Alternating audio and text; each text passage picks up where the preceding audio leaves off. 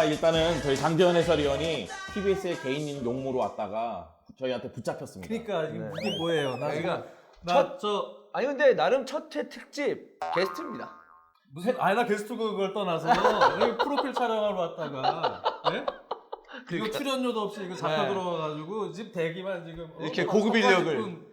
계속 커피를 주네. 네. 축구 해설계의 짱 아니겠습니까, 네. 장지현? 네. 네. 장지현 해설위원을 모시고 저희가 얘기하고 싶은 거는 지난 울산과 서울 경기였죠. TBS에서 해설했죠. 네. 경기 전 분위기를 좀 얘기해 봅시다. 예, 최용수 감독과 윤정환 감독이 감독으로서 만났잖아요. 그래서 그렇죠. 상당히 관심이 집중이 됐었는데 그 미디어 데이 때도 두 감독이 약간 신경전 벌이고 그랬잖아요. 사실 이 경기 전부터 두 감독의 느낌은 어땠나요? 뭐 저 같은 경우에는 최용수 감독이 참 어려운 시즌을 시작했으니까 멤버도 없기 때문에 어려운 경기가 될 것 같다는 생각을 했었고, 윤정환 감독은 새롭게 울산에 왔지만 그래도 이제 일본에서의 경험, 그리고 일본 제1리그에서 한때는 또 선두를 달리면서 획을 긋고 왔기 때문에 울산에 저는 연착륙할 줄 알았습니다.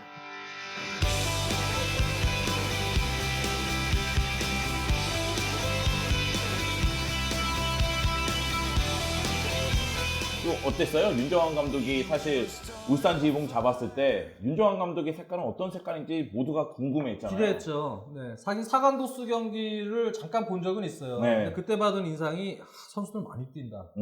이게 상당히 많이 뛰면서 압박을 90분간 지속적으로 할 수 있는 체력이 있고, 그다음에 빠른 역습을 통해서 밸런스 있는 축구를 할 거라고 기대를 했는데 이 정도일 줄 몰랐거든요. 이 잠시 후에 경기 내용은 좀 세부적으로 네. 들어가고 일단 서울 얘기를 좀 해봅시다. 그러니까 서울이 공격수가 없어서 해결사가 없어서 문제가 있다는 이야기는 뭐 우리가 모두가 알고 있었는데 경기상에도 나타났잖아요. 사실 최용수 감독이 해결사가 없으면 다른 방안을 좀 고민을 했어야 되는 것 아닌가. 근데 재밌는 게 사실 정종욱 선수는 챌린지 있을 때부터 많은 골을 득점했던 선수였는데 역시 서울에 와서 이제 그런 모습을 보여주지 못하고 있고, 그러니까 선수가 아예 없는 베스트 11은 어쨌든 꽉 짜여서 맞춰져 있긴 한데 그 안에서 가장 중요한 이제 골 넣을 선수가 작년도 그렇고 올해도 그렇고, 약간 작년에는 아예 뭐 없었고 올해는 좀 불안하게 시작을 하고 있다, 이렇게 말씀드릴 수 있을 것 같아요.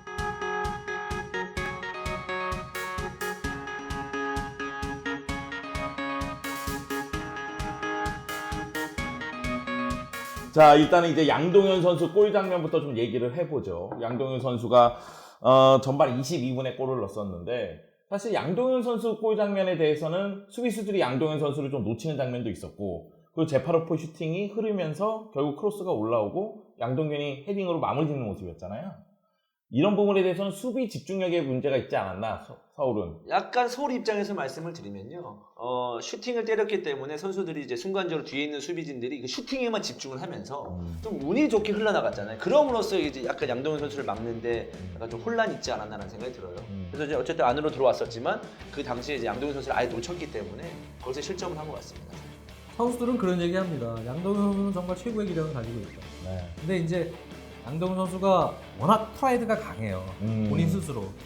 자존감이라고 해야 될까. 근데 사실 그거를 경기장에서 때까지 확 터트린 시즌이 없잖아요. 나네. 해설계의 소녀지네. 뭐가? 자존감은 엄청 센데 해설할 때 터트린 적이 없어. 자신감이 약간 없는 것 나 같아. 이제 해설계의 양동현이라고 불러요. 하여튼 그랬었는데. 해석의 양동현. 자, 제파로프가 전반전 마치기 전에 또다시 추가골을 넣었습니다. 그러니까 제파로프의 골은 양동현이 밀어주고 제파로프가 해결하는 장면이었어요. 이것도 측면 쪽에서 좀 플레이가 되면서 중앙 쪽에서 마무리 짓는 모습이었거든요. 어떻게 보세요? 제가 그 얘기를 먼저 하시냐 하면, 그거는 이제 윤정환 감독의 축구다라는 생각이 들어요. 네, 그것이. 그러니까 사실 그 제파로프가 골을 넣었지만 그 시작도 제파로프. 그러니까 오스마르 선수가 볼이 왔을 때 제파로프가 강하게 압박을 하면서 서울의 수비 라인을 좀 당황하게 만들어줬고, 그 상황 속에서 제파로프가 다시 이제 패스가 들어왔을 때 득점에 성공했기 때문에 제파로프가 그렇게 압박을 할 수 있는 이유가 뭐냐면 뒤쪽에 불안감이 없기 때문에. 어차피 뭐 하성민이나 마스타가 막아줄 것이다. 내가 이때 압박을 할 때는 화끈하게 압박을 해야 된다. 전방에 이제 압박을 보여주면서 추가골에 성공한 게 아닌가, 제 생각은 그렇습니다.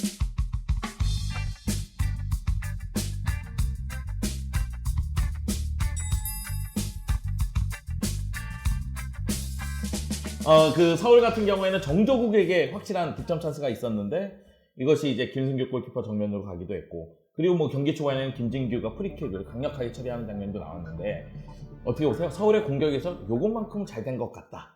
이런 거 하나를 뽑자면 잘 된 것 같다라고 말하기에는 좀 어려움이 있습니다. 사실 워낙 울산의 수비진들이 측면에서부터 이제 서울의 공격을 잘 막았기 때문에 윤일록도 잘 안 보였잖아요. 네. 근데 좀 안타까운 점은 뭐냐면 우리가 처음에도 말했지만 여러 가지로 최전방도 마찬가지고 그 밑에 섀도우라고 해야 되나요? 아니면 공격형 미드필더라고 해야 되는 그 포지션에서도 뭔가 이제 완벽한 카드가 없기 때문에 무기력할 수밖에 없었다.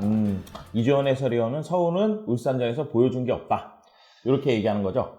그렇죠. 그거는 냉정하게 서울 팬들이 지금 들고 일어나고 있습니다. 아니, 서울 팬들 보고 계십니까? 서울 팬들이 원하는 대답이 이런 걸 수도 있어요. 사실 긁어주는 거, 약간 때밀이 같은 역할도 해줘야 되거든요. 이런 토크 프로그램에서는요. 네. 그러니까 서울에서 사실 울산전에서 보여준 게 없다. 아직 1라운드이기 때문에 2라운드 때는 그 보여준 게 없기 때문에 그런 잘못된 부분을 보완해서 2라운드에 나서면 되는 거 아니겠습니까? 노련해. 네, 아니. 잘 넘어갔습니다.